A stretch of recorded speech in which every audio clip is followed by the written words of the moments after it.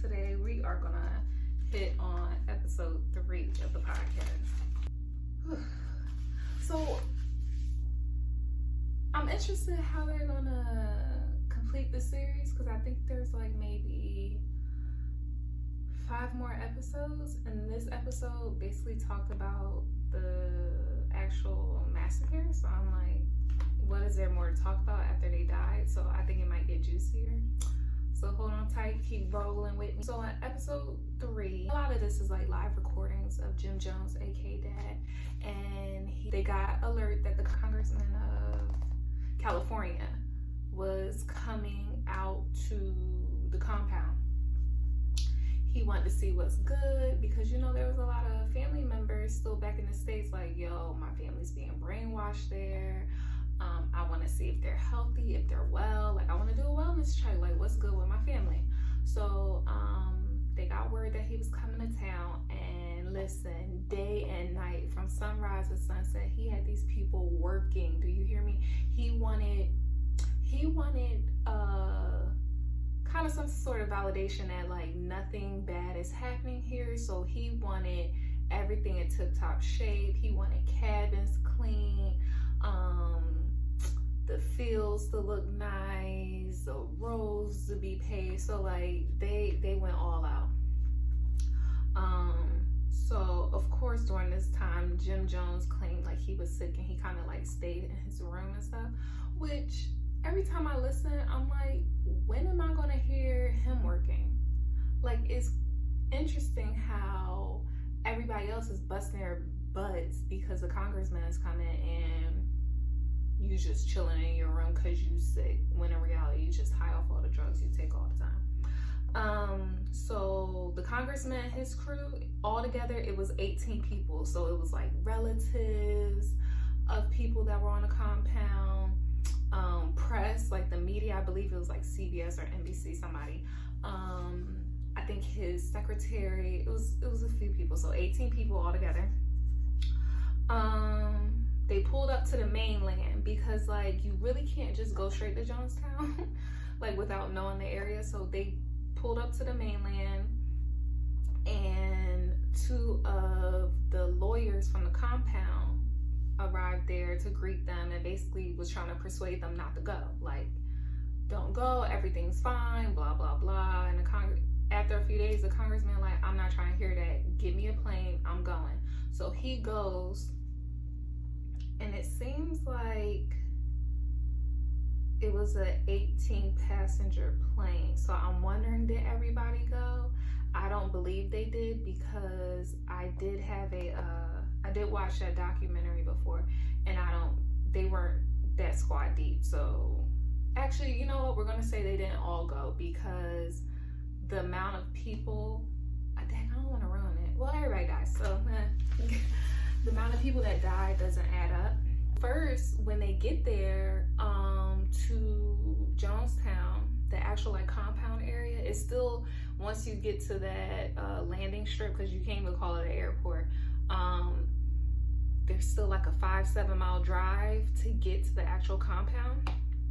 So when they get to the landing strip, the people from the compound are there like in a truck to pick them up, and they basically like, everybody can't come. So only the congressman and this other guy goes. Then like a few hours later, they change their mind. They let everybody come. Everybody who's waiting at the landing strip to come. So some of the relatives came, happy to see their people. So when they first arrive to the compound, they go straight for the concerned relatives. Like anybody who was like, yo, I don't think my auntie's safe, please check on her, or whatever. They went straight to those people first to make sure they were cool. Now, you remember Eugene from episode 2? Well, he was on the list of concerned relatives, which like, why wouldn't he be?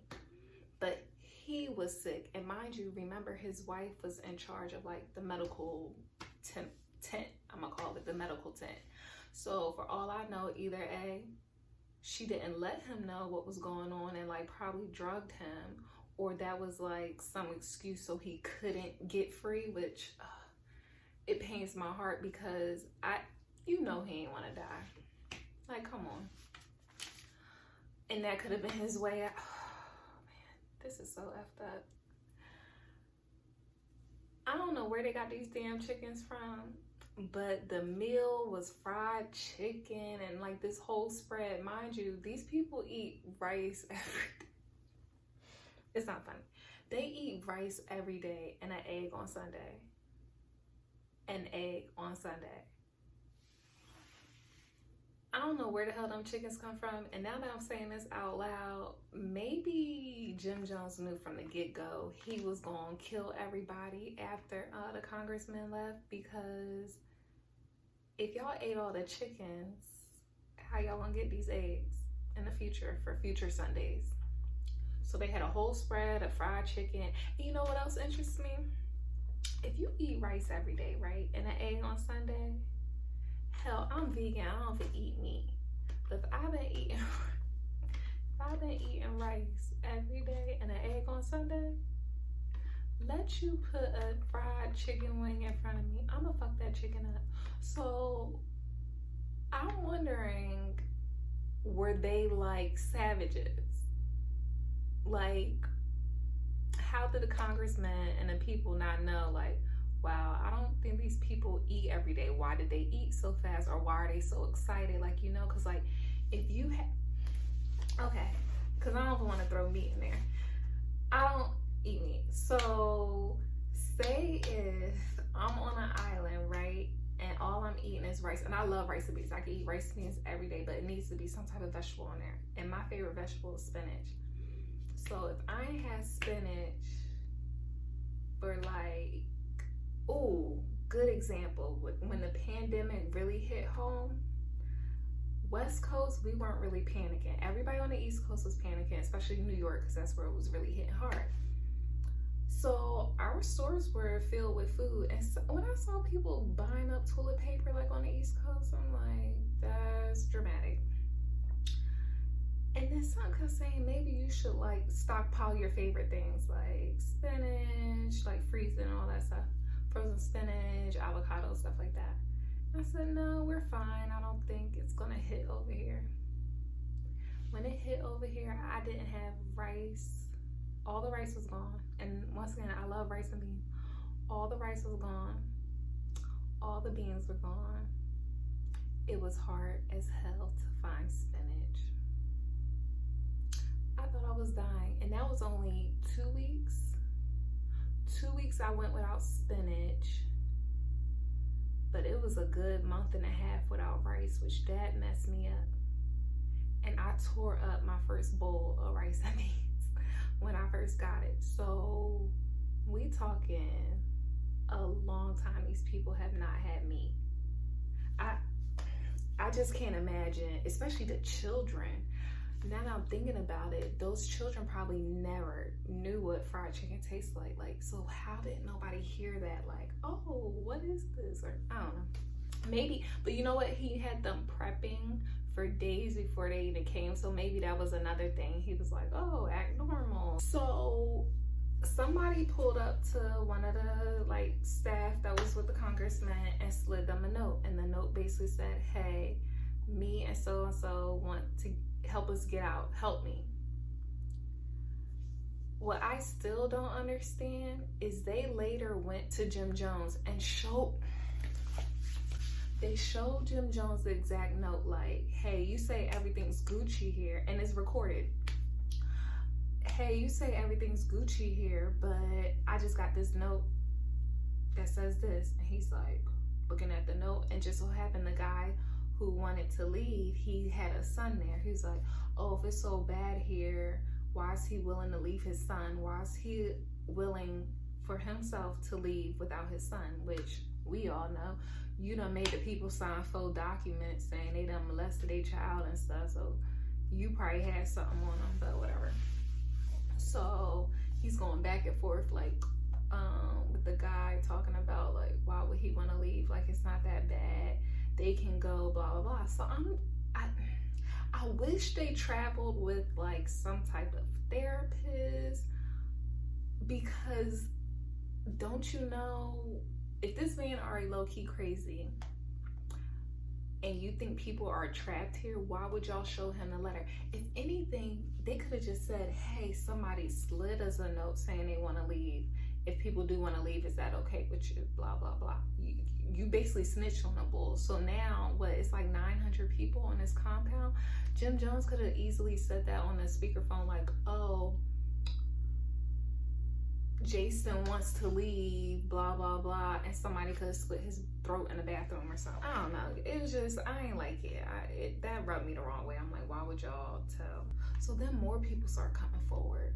More people are like, yo, if they going, I'm going. So now after a while, the plan was to just, maybe a few people would want to go. Child, so many people want to go. The congressman, it wasn't that much room on the truck to go back to the airstrip. So he's like, okay, to make this safe, let's take all the people that want to go now, and I'll wait here. Y'all come back and get me, because y'all not going to leave the congressman there. Like, so that was the plan. Well, child, the truck ain't even leave yet, and somebody pulls up to the congressman and try to slit his throat with a knife.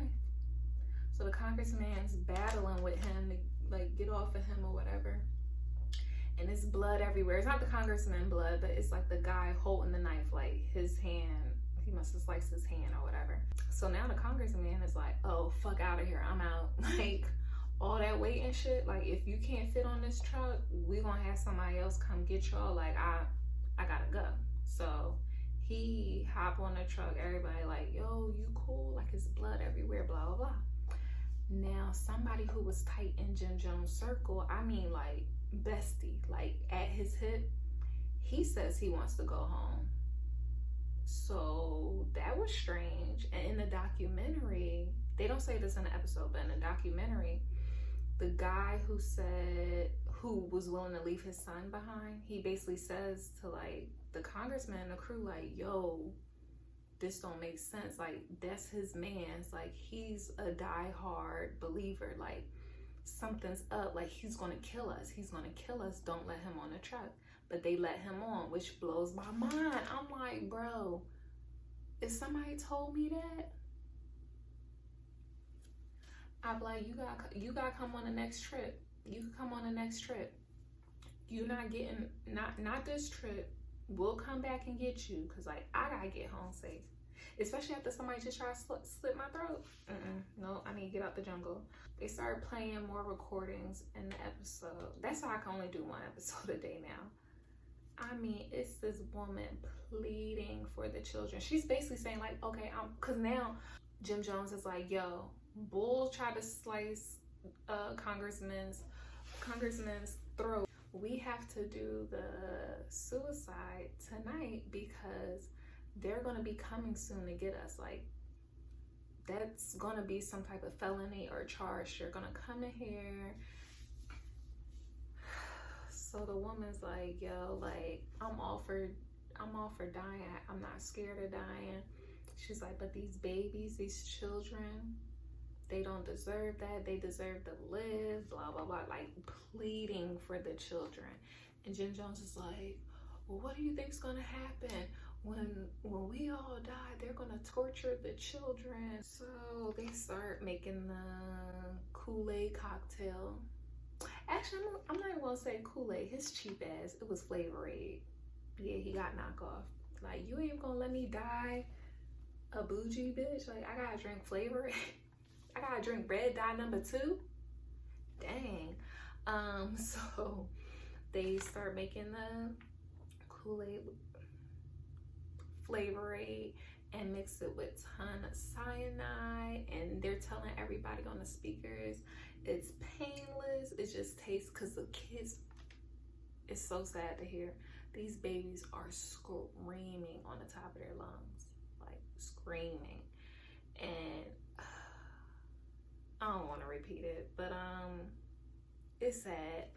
And there's this one lady talking, which I'm guessing she's like from the medical crew, and she's like, or maybe it was Jim Jones talking. Somebody says, guys, don't worry, they're not crying because it's painful, they're crying because it's bitter. Let me tell you about cyanide that I learned today. That's not something you drink and you just pass out. Cyanide, once you consume it, you don't die until your brain loses oxygen. You heard me? You do not die until your brain loses oxygen after you consume it. So these people were literally vomiting. Like, it's not something that was instant. It took hours. Like, people are vomiting and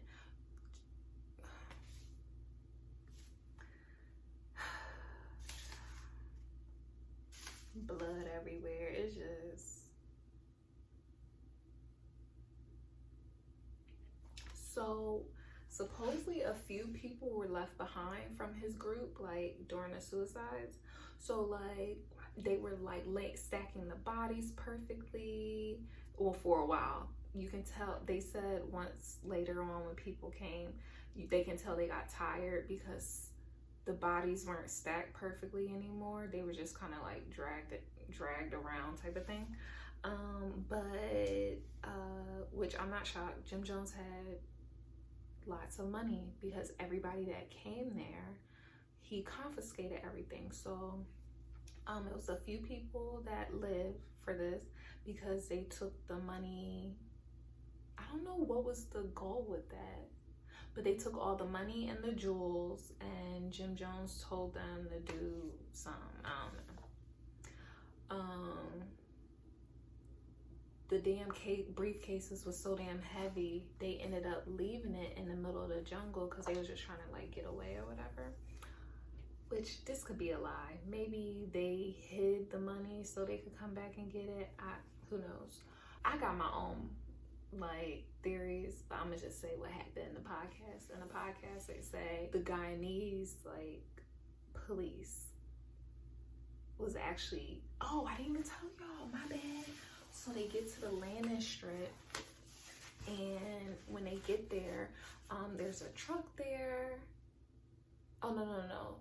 They're like getting on the plane because somebody had already said like, yo, Bull gotta have something. Like he's part of Jim Jones, like he's his diehard best friend. He's gonna kill us. They pat everybody down before they got on the plane. Clearly they did a horrible job because they get on the motherfucking plane.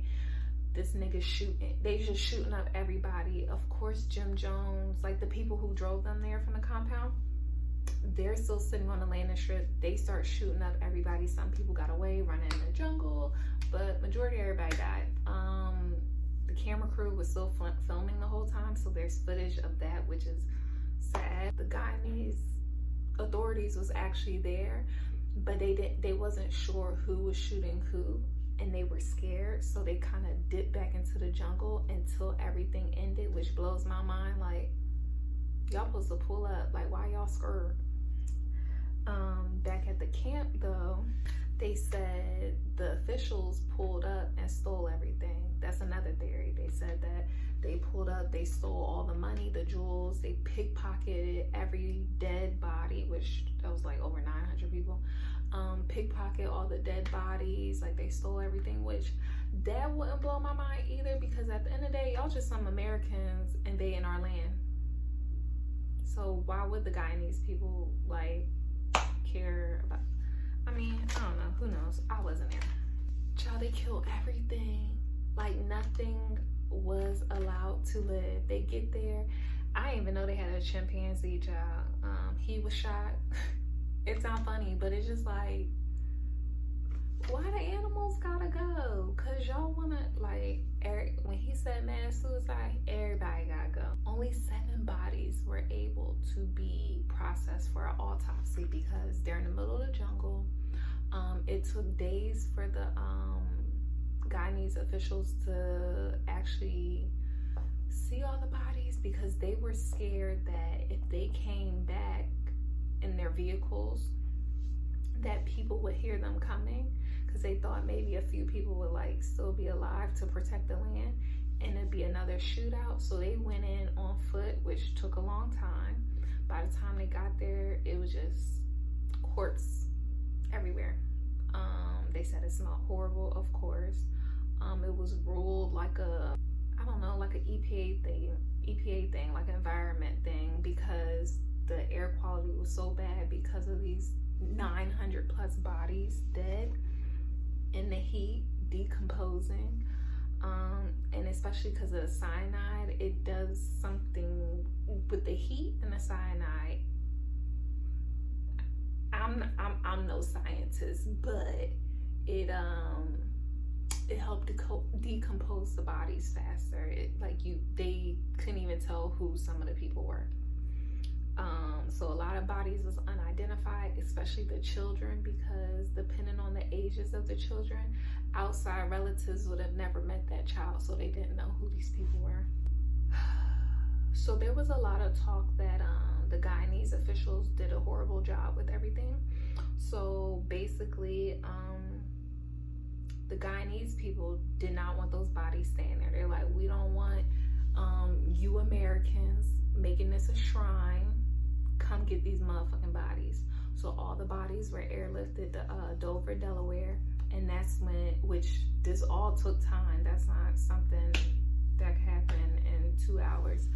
So once they got to Dover, Delaware, that's when they started learning that only 7 bodies, due to the way they were decomposing, could be getting an autopsy. And with those 7 bodies, it was kind of like,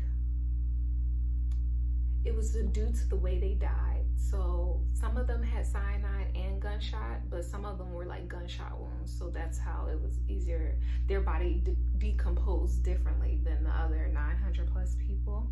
The bodies were not properly counted by the Guyanese people. So that's still kind of unknown, really. So basically, like I told you before, they were like kind of stacking the bodies on top of each other, nice little rows. Well, what they found out was when they were trying to airlift the bodies to Delaware, that they didn't lift every body. So say 5 bodies was stacked each row, right? The Guyanese people might have walked by and was like 5, 10, 15, 20, 25, 30, that type of thing. But when in reality, because some bodies are sitting there so long, it might have been 2 children at the bottom. So y'all miscounted too. So it was 7 bodies, but y'all saw 5. So yeah.